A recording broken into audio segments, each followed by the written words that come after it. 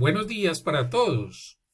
En este video quiero explicar detenidamente una serie de recomendaciones o buenas prácticas que podemos llevar a cabo utilizando SQL como lenguaje y además utilizando los motores de bases de datos relacionales cobijados con SQL como su lenguaje. Estas buenas prácticas, algunas de ellas pueden influir en el rendimiento del motor de la base de datos. Otras son de prácticas que facilitan la lectura de la documentación y, en fin, hay una serie de intencionalidades que tiene cada una de las buenas prácticas que voy a mencionar y que voy a explicar en detalle. La primera buena práctica dice establecer convenciones en el nombrado de la base de datos y sus objetos, estandarizarlo y apegarse a él. Esta es una buena práctica para poder dejar una documentación de la base de datos consistente y que sea fácil de entender por alguna otra persona que la coja y que la necesite analizar. Por ejemplo, todas las tablas, podemos pensar que el nombre de las tablas pueden empezar por tbl-, por ejemplo. Podemos pensar que todos los nombres de campos que sean de tipo string empiecen con str. Todos los campos que sean de tipo entero empiecen con la palabra int. En fin, tratar de acoger un estándar para nombrar tablas, bases de datos, campos, vistas, en fin, absolutamente todos los objetos de la base de datos, y de esta manera tendremos nombres que son mucho más mnemotécnicos y que facilitarán la comprensión de la documentación de la base de datos.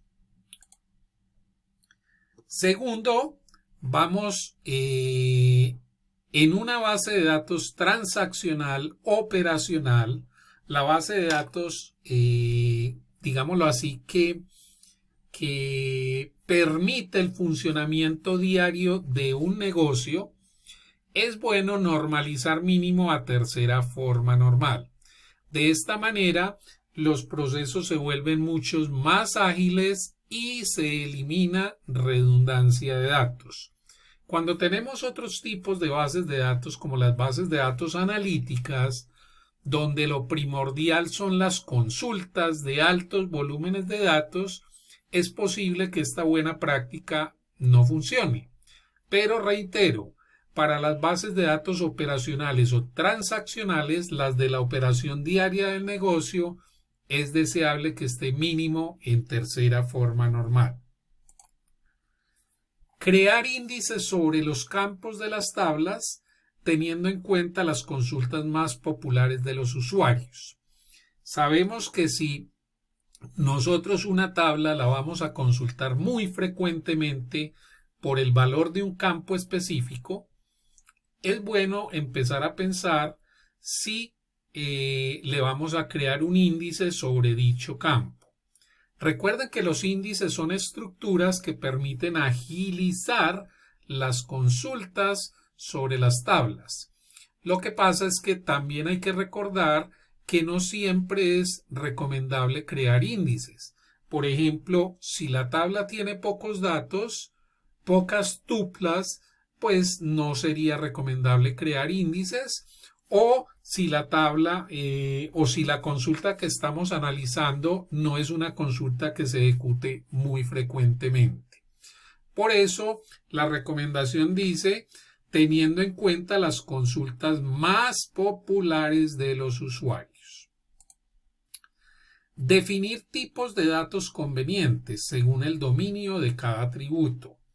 En el momento de crear una tabla y en el momento de definir los campos de dicha tabla, es muy importante saber cuáles datos van a ir dentro de dichas tablas. Saber qué datos van a ir en cada uno de los campos de una tabla nos permite escoger el tipo de dato más conveniente para dicho campo.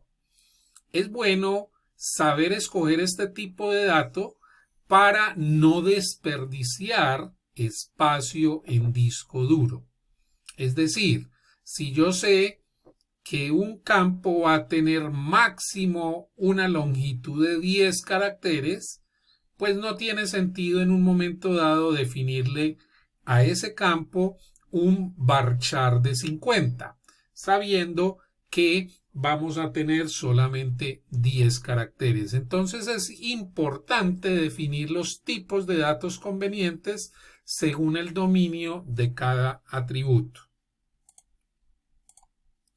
Evitar tipos de datos blob, glob, XML que, aunque están implementados en los motores, no son eficientes. Es mejor manejar la ruta de acceso de donde están estos tipos de objetos. Los tipos de datos blob, glob, XML o en general los tipos de datos lob son aquellos que permiten almacenar dentro de la base de datos imágenes, audios, videos, mapas, en fin, ese tipo de datos especiales que obviamente ocupan muchísimo espacio. El problema de eso es que a pesar de que, como lo dice la diapositiva, los motores ya tienen implementados esos tipos de datos, almacenar eso dentro de la base de datos no es muy eficiente porque son tipos de datos muy grandes. Eso es mejor almacenar esos videos, esos audios, esas imágenes en un sitio aparte de la base de datos y dentro de la base de datos almacenar la ruta de acceso a dichos archivos. En lo posible evitar usar SQL dinámico, ya que facilita el SQL injection. El SQL dinámico son aquellas instrucciones SQL que uno arma dinámicamente dentro de la lógica de nuestro programa.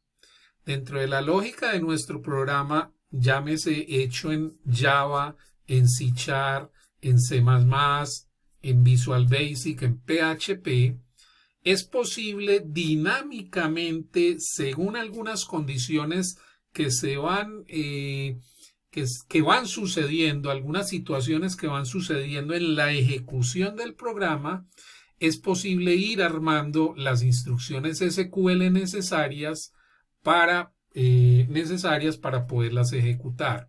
Por eso se llama SQL dinámico, porque dinámicamente, de acuerdo a unas condiciones que se van dando en la ejecución de un programa, se van armando las instrucciones SQL necesarias. Y eso no es bueno porque esas instrucciones SQL dinámicas facilitan lo que se llama el SQL injection, que es una práctica no muy ética, digámoslo así, para nada ética, que lo que hace es capturar información sensible de los usuarios. Entonces, en lo posible evitar usar SQL dinámico para que no suceda SQL injection en nuestras aplicaciones.